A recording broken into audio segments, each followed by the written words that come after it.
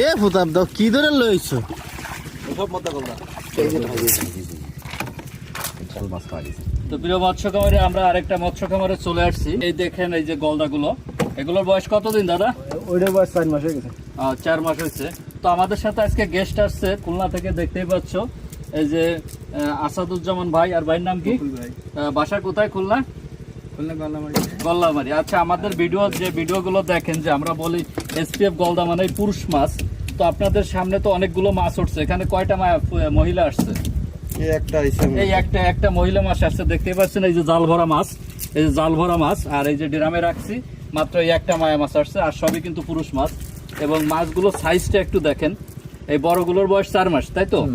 আর ছোটগুলোর বয়স 3 মাস, 3 মাস 2 মাস, বিভিন্ন সাইজের মাছ। এই যে মাছের সাইজটা দেখেন, এটা কত গ্রাম হয়েছে? এটা দেখেন, এই যে এটা হচ্ছে 95 গ্রাম।